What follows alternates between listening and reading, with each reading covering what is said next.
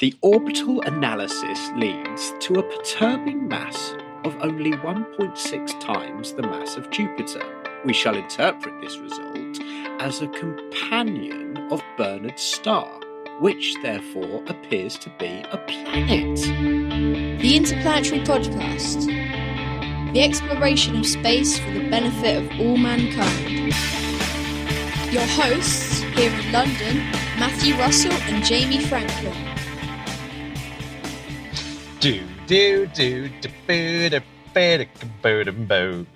Oh yeah, baby camp.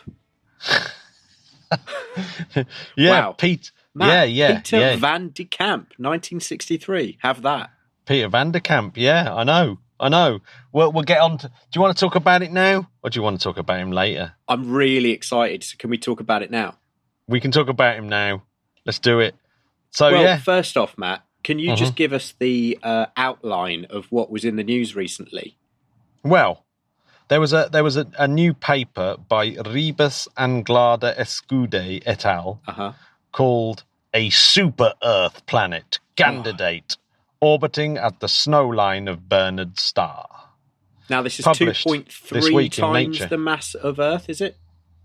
Yes, it is 3.2 Oh, Earth masses. okay. Did you go with 2.3?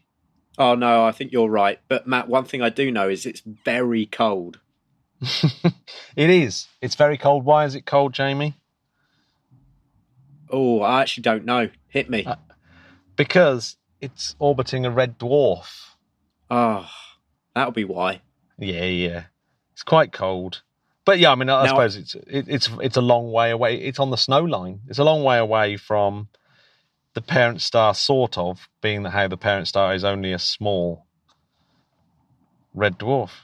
Matt, do you know my mate Adam can play the theme tune on the guitar to Red Dwarf?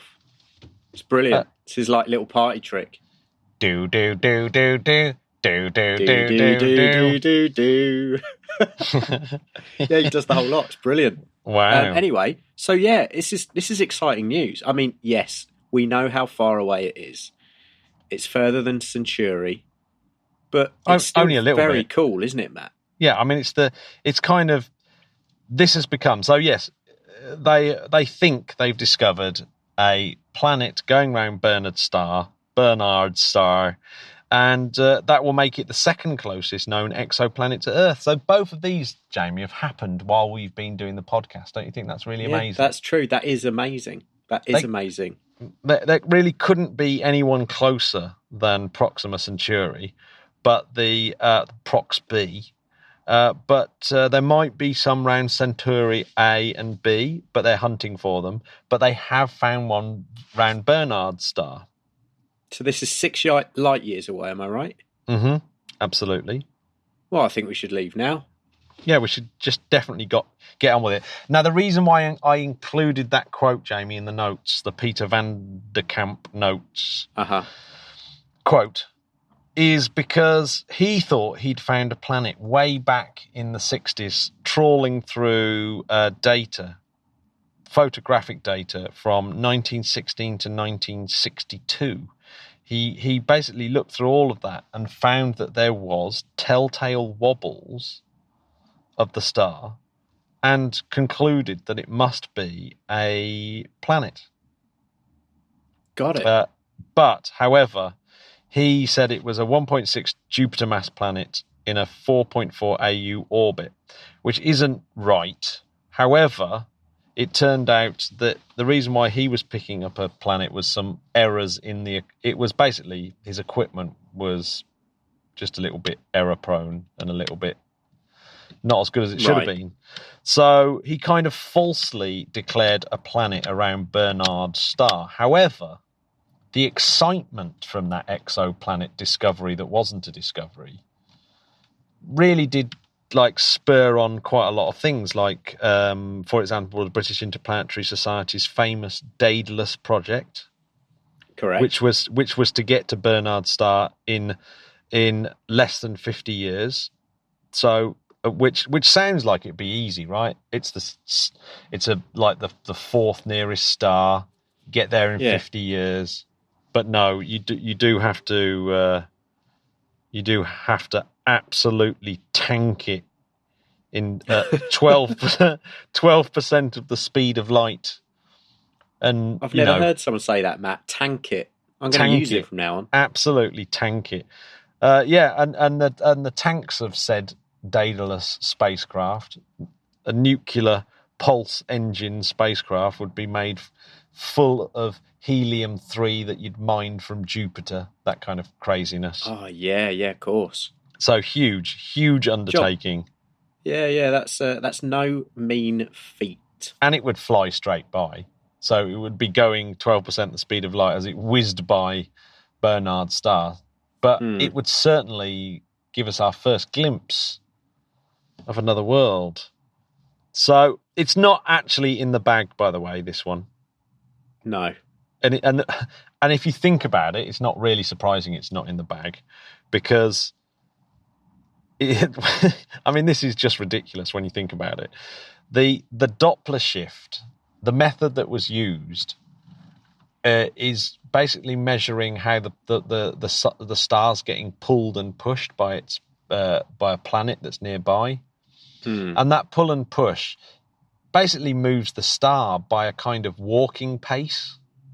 Oh. So the change in colour caused by, say, you running at me, your change of colour in terms of your Doppler shift is detectable by these telescopes from 35,000 billion miles away. Huh? Or 500,000 times further away than the sun. So damn. Yeah, so like literally the star is moving walking pace back and forth, and we can detect that movement. But it's a monumental effort. This is 771 measurements using 7 different instruments. So lots of space telescopes and ground telescopes. Sure. And 18 years of data. And just basically a monumental effort to get this first hint at this planet. Not 100% confirmed, but it's looking very, very likely. Matt, could you imagine all of this effort, and then it got there, and then it just didn't work? The data didn't get back. Be heartbreaking, wouldn't it? What if you built Daedalus and you sent it off? And imagine that they just went, it switched itself off. Oh no! Oh my God! It's way too cold there. Well, we should maybe do an episode of space probe failures, because I'm sure it certainly wouldn't be the first time that kind of thing had happened, right? I think we're due one.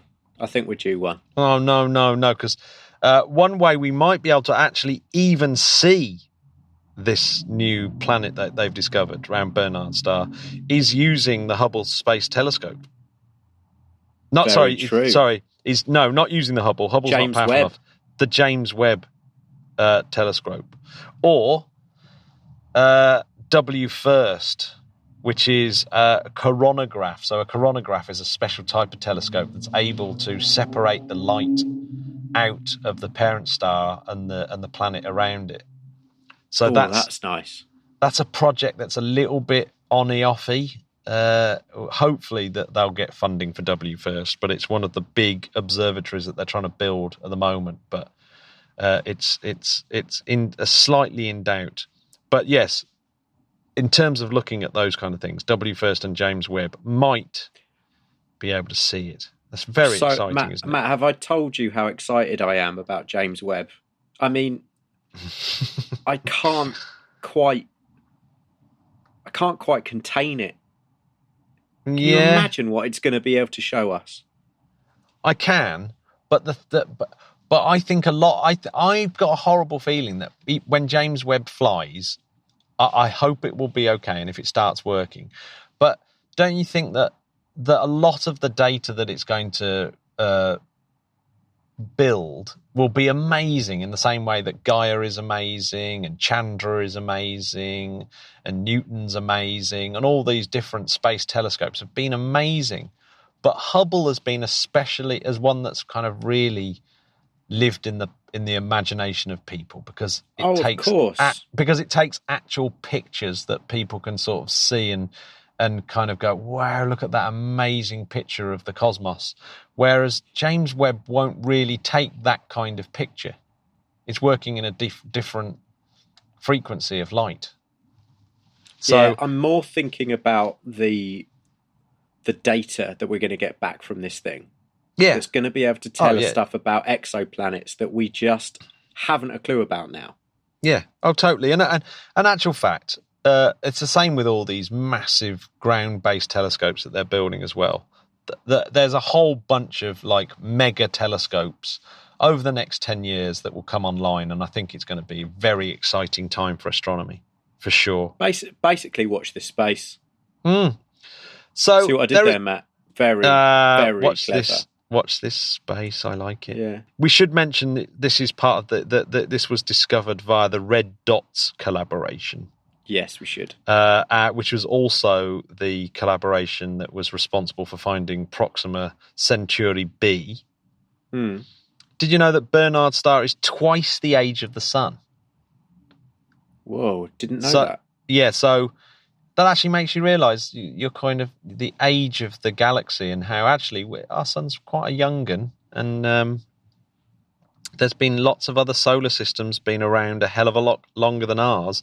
If you think about it, that planet may have been there twice as long as our solar system. Who knows what treasures may be found there? Yeah, that is nuts if you think about it. That is nuts. It's really, Bernard's star, by the way, is so faint you can't really see it with the naked eye. And it was really only discovered by Bernard himself, the person who it's named after, because he was like a pioneer of astrophotography. Yes. Well, I think we should have a drink this weekend. Yeah. Raise a glass to him. Yes, absolutely. Bernard star. Now, there is a British connection here, you know, other than Daedalus, of course, which is possibly the first ever real attempt to look at the feasibility of getting to Bernard's star.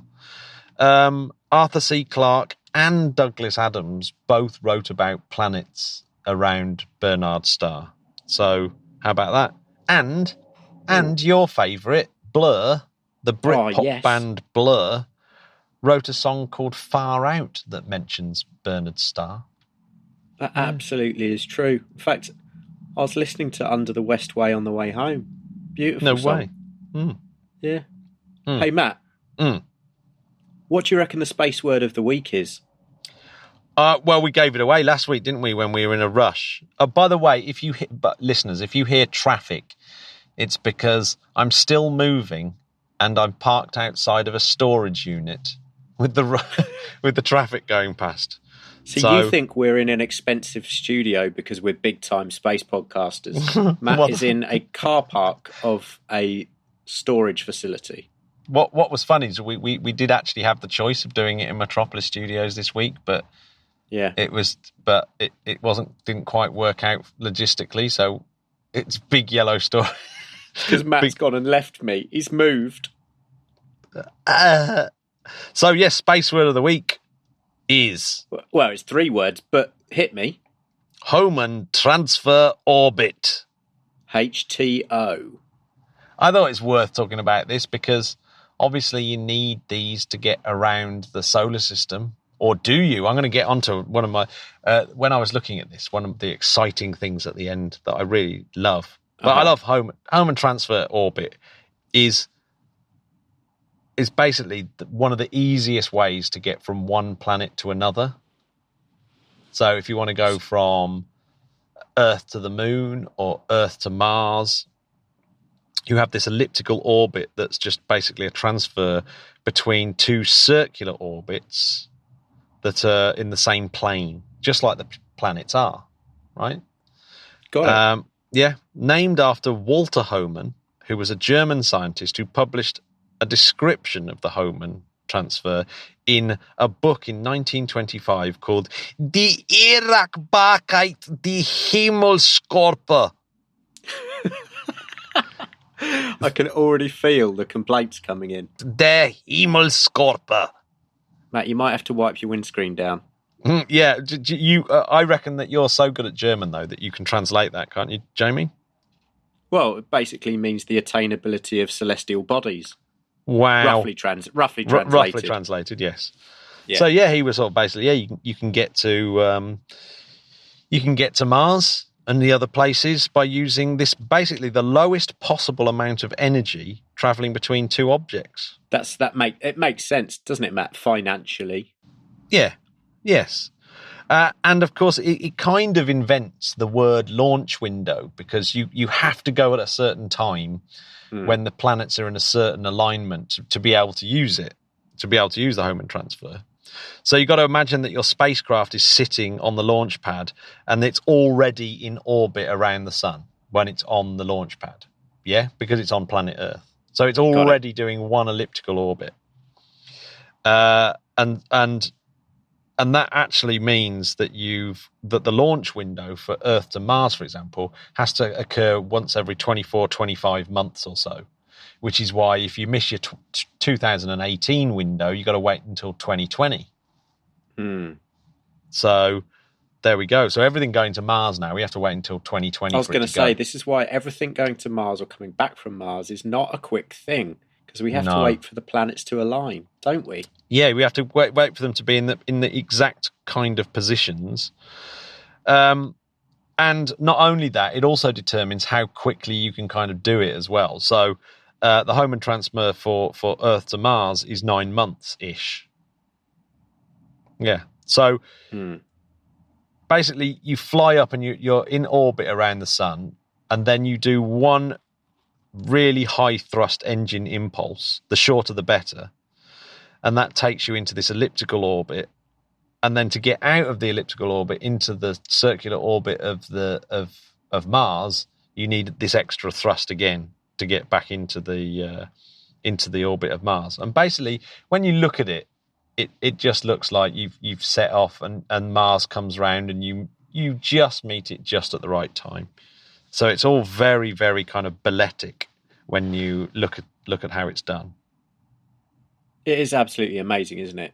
It is really cool.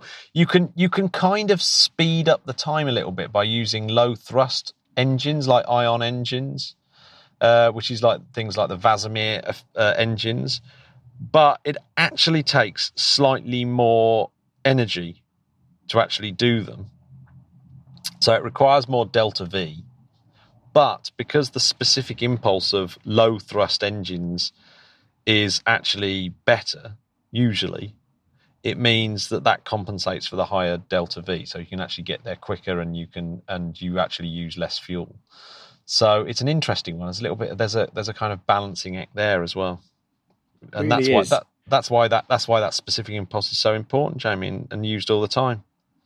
Well, this is what we need to understand. I think that people are quite clever, aren't they, Matt? They are really clever, and my favourite of all these types of orbits is one that takes even less than the Hohmann transfer that was kind of uncovered in 1997. And it's orbits. It's a set of orbits known as the Interplanetary Transport Network, or ITN. Surely we get royalties from that, no? Yeah, well, you would have thought so. Well, it's named after hang on a minute. That they started first, didn't they? Oh, damn. It's kind of named after us, I think. Yeah, big time. Yeah. Well, Matt, if you went into a wormhole, and then you came out the other side, then I don't know I don't know what I'm going to say. Let's just stop it there. I might even leave that in because it's so ridiculous.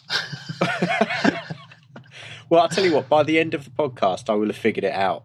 Yeah. Okay. Well, tell us, listeners, keep listening to find out what Jamie means. That's a hell of a cliffhanger, isn't it? It is. God, it's really amazing. I'm quite excited about it. So yes, the Interplanetary Transport Network. This is really, really cool, but you need a lot of time for these to work. But basically, you know all the Lagrange points that we talk about every now and then. You love them. I love them. Well, the Interplanetary Transport Network kind of works on them. So imagine that all the planets have got these... Imagine, like, all the planets are big, heavy weights, bowling balls and things like that, spread across a big rubber sheet. Yeah. The undulations of that rubber sheet through all the sort of Lagrangian points actually means that you could place, like, a tiny ball bearing on there, and it will slowly drift into these gravity wells and sort of slide around from planet to planet, and you can actually do it with virtually really low amounts of energy to actually get from one place to another. And that's the Interplanetary Transport Network, and it's really cool. I just love your metaphors. So how cool is that? The Hohmann transfer orbit is our space phrase of the week. Well, it's the feature everyone wanted. Yeah. We should do it on this day in November the 16th, Jamie. There was an English astronomer called John Russell Hind. Oh, yeah. Who discovered asteroid 22, Calliope, which has a little moon, Linus. Oh, hello, Linus. So, sounds like a little puppy, doesn't it? That John Russell Hind, he was very good at finding variable stars and things like that. But he also found quite a load of asteroids. English astronomer, 1852, discovered 22 Calliope. But the really exciting one, and I must confess, I don't really know much about Skylab, but 45 years ago today, in 1973, Skylab 4. Third manned mission. Yeah. The third manned mission, that's correct. I'm always confused by this, and it turns out that there was some kind of miscommunication, which meant that the emblems for Skylabs 2, 3, and 4 look like Skylab 1, Skylab 2, and Skylab 3. Okay. So sometimes Skylab 4 is known as Skylab 3. Yeah, it's not the best system. No, I mean, it's like totally ridiculous. I mean, how could they have cocked it up? It just seems ridiculous. Yeah. But who was around that board meeting? Oh, no, it's crazy. But there's some cool things that happened on Skylab 4 that are worth talking about.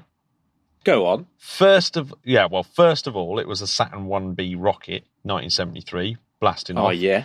The astronauts, Carr, Gibson, and Pogue. So that's a strong lineup. That's a strong lineup, isn't it? Well, they were the largest all-rookie crew, so never been to space before, launched by NASA, and they were the last ones that were launched as a complete rookie crew until STS-2 of Engel and Truly, who, by the way, STS-2, the second shuttle flight, was the first time in mankind's history that a manned spacecraft had been into space twice. Really? Yeah. There you go. Whoa. I mean, obvious. It's almost obvious when you think about it, but it definitely... You forget how ace the space shuttle was in terms of, like, how ace it was. Well, it's just ridiculous. But back to our rookie crew from 1973 on Skylab 4. So they managed to do four EVAs between them, but two of them doing 3 and Pogue only doing 2. Now, Alan Bean, bless him, and Jack Loosmer and Owen Garriott being the father of Brit astronaut Garriott. Yes. Yeah, who we talked about the other day on the podcast. That's right. They had been Skylab 3, or Skylab 2, if you looked at the emblem. and they'd left behind, hilariously, they'd set up the space suits, or the flight suits inside Skylab, as like mannequin dummies. So the very first thing, I must admit, I actually would get a little bit disturbed by that. So the very first thing they see when they sort of open up the airlock are 3 astronauts standing in the... when they're not expecting them. It's like, whoa, what's this? Yeah. But then they all got told off by Alan Shepard, America's First Man in Space. Yeah. He told them off because they hadn't told flight surgeons that Pogue was suffering from space sickness, and they kind of found out by listening to recordings. I was like, "What the hell are you doing?" So they all got told off. Oh, it's not what you want, is it? No, and then they almost had a mutiny because they just couldn't keep up with the kind of workload that the previous astronauts had done. They were finding it really, really hard. Everything was in the wrong place, and they were really very, very close to mutiny. Apparently. Bloody hell. Yeah, so they had Sounds to have like some the film, Matt, Event Horizon. Although that's probably a little bit worse. I was thinking more Mutiny on the Bounty. Oh yeah, cross between that. Blatcha! Is that your Anthony Hopkins impression? It was. It wasn't very good. It's pretty good. Where was he from again? Wales. Which, if I did my Indian accent, it would sound like it would sound the same. Sound like Anthony Hopkins. Down in the valleys. Was that Indian? Sorry to our Welsh listeners. But I can see Wales from my house, by the way. Just thought I'd let you know. Yeah, I really can. So they had a little radio conference. Everyone calmed down. They came up with a new schedule for them. And basically, they by the end of the mission, they'd completed more work than was originally planned. So it obviously worked. And so all those important lessons were taken off and have been used in manned spaceflight work schedules ever since. Well, that proves a point, doesn't it? Yeah. That just because something goes wrong, the only failure is the failure to learn from a failure. Yes. That's why, yes. Finally, someone said it. Yeah. Matt, do you know what I heard today? Someone said, the only silly question is the one you don't ask. Oh, that's excellent. I should say that to my students. It's a very business chat, that, isn't it? Yeah, that's very good business chat. I love it. Do you play business buzzword bingo? No, I should do. Yeah, it's a great game. They despite being told not to, they did take photographs of Area 51. Uh-huh. There was a bit of controversy about that, but did they see any aliens? Well, the pictures were published with all the other Skylab images, and no one ever noticed. So they remained unnoticed for years and years and years. So there you go. There's nothing at Area 51 apart from like experimental aircraft. Yeah, exactly. So guess how far they went in Skylab 4 mission, on the Skylab 4 mission? I don't know. I'm going to say it's far. It is far. I'll give you a clue. They went 1,214 times around the Earth. How many miles do you think that clocked up? Oh, Matt, don't give me that. Come on. I just don't know. Hit me. Well, it's just pi r squared multiplied by 1,214, where r is 250 kilometers plus the radius of the Earth. So it's obviously 34.5 million miles. Well, I should have just known. Yes, 34.5 million miles they travelled. That's pretty cool, isn't it? Would you travel that far for me, Matt, if I needed you to? Yes, of course I would. Like if I'd forgotten my microphone, and I was like, Matt, can you bring it to Venus, please? You said Venus, right? Oh dear. It's so silly, but it's still fun, isn't it? It is very funny. Get this. They also took a picture, Gibson took a picture of they were watching a sort of bright sunspot intensify and grow, and Gibson started filming it, and it's the first ever recording from space of a solar flare, the birth of a solar flare. Oh, no way. And actually, the image is really cool. God, it'd be lovely to say that you were the first one to capture that, wouldn't it? Yeah. and they also studied a comet called Comet Kohoutek. Oh, Yeah, Kohoutek. beautiful. Yeah. So they did quite a lot of science up. They did quite a lot of science up in Skylab, and then that was it. Well, I would like to say thank you to Skylab and Yeah. to all those that sail in her. Yeah, absolutely. Oh my God, Jamie, did you hear about Regozin? I did.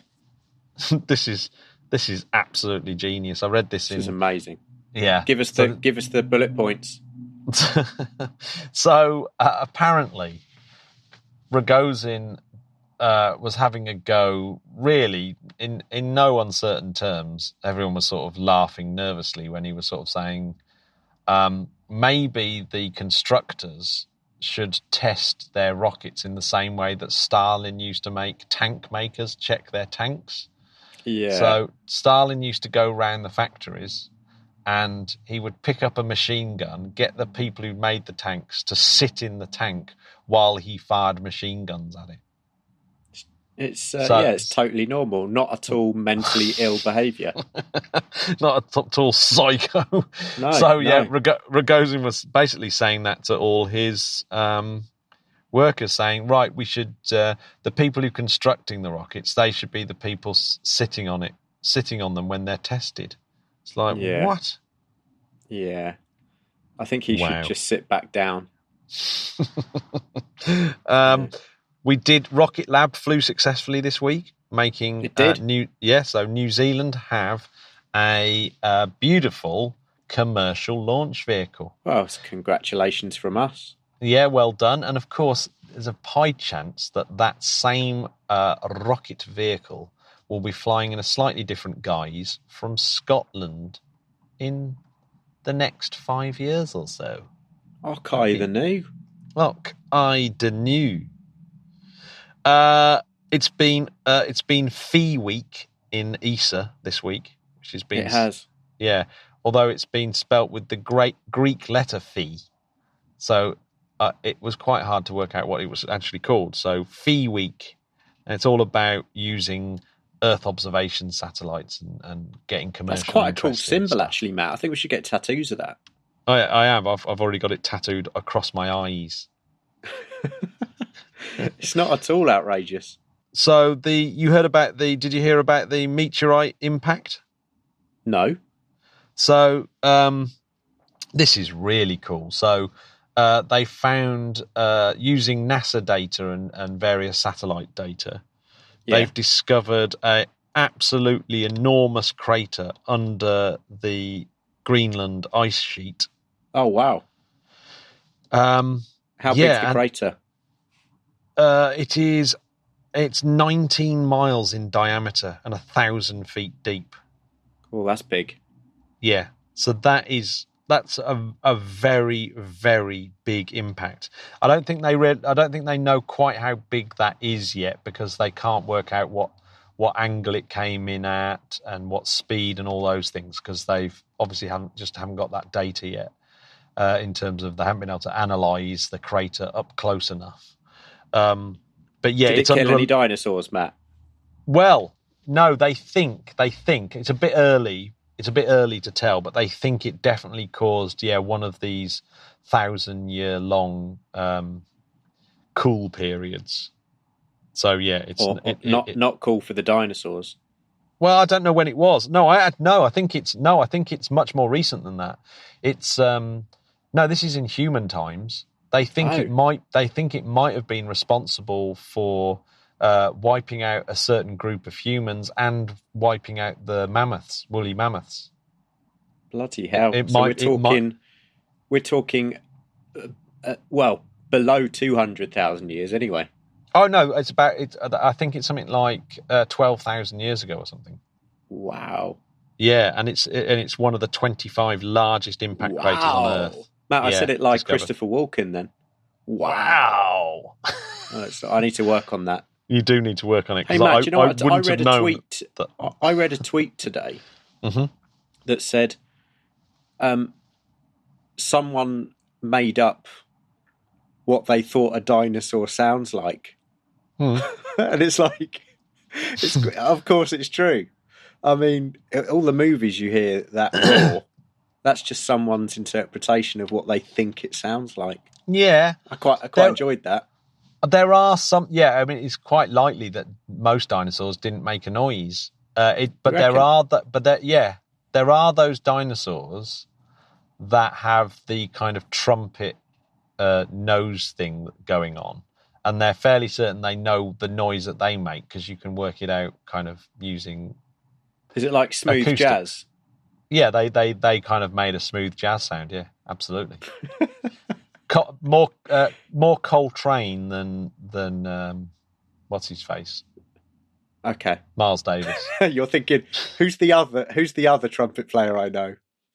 And not only that, in a really similar kind of news article, I got kind of confused between the crater and this one. Is that ESA had a gravity mapping satellite called GOCE, GOCE, and lots and lots of data people have been pouring through, and they finally kind of pieced together what they think is the remnants of lost continents hidden under the ice sheets of Antarctica this time. Wow. Yeah. So that's awesome. Yeah. So that's from Germany's Kiel University. So I need to see that in pictures. Yeah, so how cool is that? So using satellites in space, we found a crater under half a mile of ice in northwest Greenland, and under ice, like probably even deeper ice in the Antarctica, the lost continents, remnants of lost continents. How cool is that? Just looking at the link now. That's just amazing. I'm going to read up about that tonight. Yeah. Oh, no, it's totally cool. That's my kind of pornography, Matt. So, Jamie. Yeah. What do people have to do to help us out? Well, I think the first thing that they should do, Matt, is go to interplanetary.org.uk. They should. Have I got that right? That. You should definitely. Yes, that's cool. And that will show you all of our. I mean, you could go to iTunes and leave a nice review. Mm-hmm. You could go to our Instagram account and click follow and enjoy all of the... me and Matt are in a competition at the moment. See who can get the most likes. I think I'm winning. Look up this weekend, Matt. Look into the sky and think about the super Earth spinning around Bernard's star. Only 35,000 billion miles away. And Matt, if anyone's got a question about it, how can they get in touch with us? They can go via the website. They can go via Patreon. They can. Have we got a Twitter account? We got a Twitter account. Do you know what? We've had some great suggestions for up and coming shows. People wanted to hear more about exoplanets, and we were in luck because we did have an exoplanet discovery this week. And but the one that we really want to do, don't we, Jamie, is talk about icy moons and ocean worlds. I really want to do that. I want to do water on planets and moons. Yeah, so hopefully next week, if we because we just didn't have time, did we, to kind of cobble together all the information this week. So Enceladus and Europa, I think we need to do a deep dive. Literally, I think as mankind we need to do a deep dive on both of those. Beneath the surface dive. Yes, so we'll do it. So tune in next week for our Icy Moon special. Thanks for listening. Bye-bye, Spodcats. Bye. Bye-bye. Bye-bye. Thank you for listening and being so kind. Normal service resuming next week. Bye-bye. Done.